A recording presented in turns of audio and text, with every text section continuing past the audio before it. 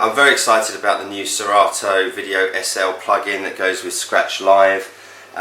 It means at last I don't have to rely on DVDs. As you know, there's fundamental problems with DJing with DVD. One of the main problems is that the DVDs that we most rely on, that they are the ones from Mix Mash and Promo Only, all look exactly the same. They have the same cover, and you know, you'd be better than I if you can remember that Shakira Hips Don't Lie is track 1 on disc 2 of Party Classics Volume 6. Second problem DJing with DVDs is that you have to buy fairly expensive equipment. At least I've purchased the DVJ 1000s, and I've got the SVM 1000. I've had a few Edirol V4s as well. If you want to get into DJing like this with pop videos, this equipment is really expensive. You know, if you can't find the song you're looking for, if you're like me, maybe you've made your own DVD-Rs. In this case, a DVD-R of Just Black Eyed Peas tracks. In goes the disc, and I just skip to track 7. Loading in. Wait, come on. I want to play the track. Now, that time it's worked. You can see the video coming up on my display screen, and that's fantastic. But you never know if it's going to fall on you. Maybe if I press track 8, and this is just a live demo, it's taking too long. Come on, track 8. I've got the next song finishing. Hurry up, hurry up, hurry up. Anytime today. This week will do. By the weekend, please.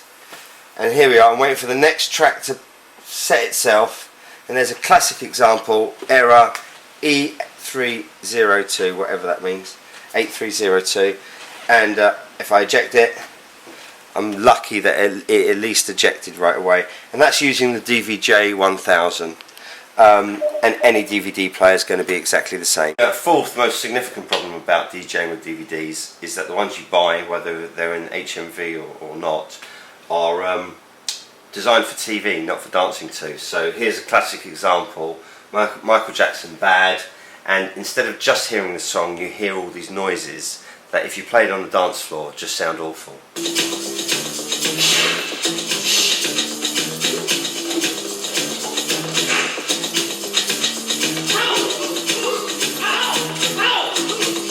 You get my point. With Serato Video SL1 Video Scratch, the best thing is now we don't have to rely on DVDs. We can convert all our pop videos first and foremost into MP4 format.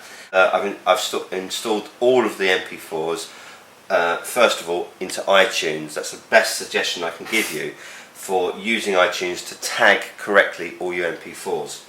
So if I type in here Pop 2009 05 representing May. This is May's 2009's Mix Mash release, disc 1, and you can see, if you're looking, I don't know if you can see on the screen, Girls Aloud, Untouchables, works like iTunes, except every song is the pop video.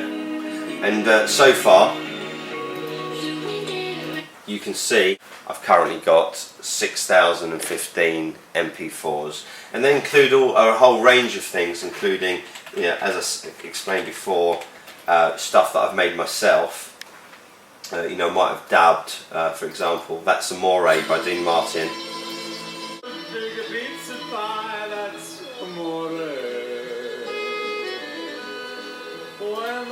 So I've installed all these MP4s, as I've explained, onto iTunes. So I brought these Lacy 500 gig hard drives.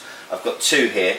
This one I store all my MP3 music files, and this is exclusively from currently my 6,000 MP4s, going up very quickly to be more videos. This has all happened in the past few weeks, literally, since the Video SL 1.1 was released, and that I can use it with my Scratch. If you come around here, I've connected the hard drives to this laptop, Apple laptop, my MacBook Pro. I've got my DVI out to composite out. That's going to send the screens. I'm going to start up my Scratch Live. in my recent items. I've got my Scratch Live discs, which I put into my DVD players. It takes a few minutes for Scratch to load. It's loaded from my iTunes library that I just showed you before. I click the video button to activate the VideoSL program. And let me tell you now exactly what's happening. As I explained, I've got DVI out. I've got a USB input coming from my SL1. I haven't yet purchased the SL3, but it's working fine with SL1. There's another USB coming into my laptop from the SVM 1000. Now, I am going to tell you in this video that you do not need this video mixer anymore. This program makes it redundant. However, I am going to keep it because I made this remain my right hand audio track, this my left hand audio track, and I've allowed channel 4 to be the video input from the laptop, and then channel 1, or indeed the video of channel 2 or 3, when I'm not using the players as DVD players, I can use for camera feeds or any other video gizmo I want to connect. So if you haven't yet purchased one, I wouldn't suggest buying it. You're probably better off with the sound mixer you've got and buying a V4 or a V8 from Edirol to mix the video if you wanted to add camera feeds. My video out from here is going straight in, for the purpose of this demo, straight into this projector. You could have kept the output source to DVI, or you could have converted DVI down to VGA if you had a reason to. So anyway, this is loaded now. If you were playing the track that you saw me of the disc you saw me put in, it sounds like this. And if you move the controls, and it's those different tempos and changes to that tone that tell the hard disk or the computer, Serato, what to do. So now I don't have to search for a DVD. I don't have to worry about DVDs not starting. I've put all my MP4s into iTunes. Serato has read everything from iTunes. All my playlists are there. I go to say one of my party lists and I choose Billie Jean by Michael Jackson. I just drag it into this right player, and I drag Cuba by Gibson Brothers into my left track. And so now I'm over to here, the right player. If I press play, turn the volume up, I have Michael Jackson playing. I've got the other USB cable coming into this laptop because I'm able to program, MIDI program controls on here to work on Serato. So if you see me move this fader to the right on the screen here, you'll see as I move this fader backwards and forwards on my mixer, it mixes the video, and there it is. There's the video, and there's the video on the wall. I'll just turn the volume up, and just as if the DVD is in the back to the player, I've got total control. Playing it backwards, looping.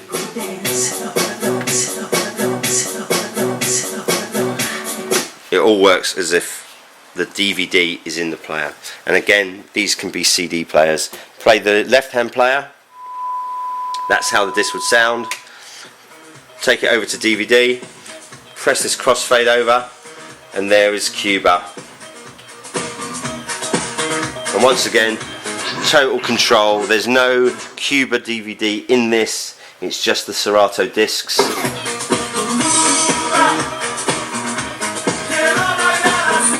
And there you go. All you need to buy is the Scratch. You probably won't buy SL1, you'll buy the SL3, and you'll buy the video plug-in. But you guys are going to spend a maximum of £750, and suddenly you can play any track that you want, as long as you've already converted it to MP4. Once again, Tiny Dancer, chuck it in there within seconds.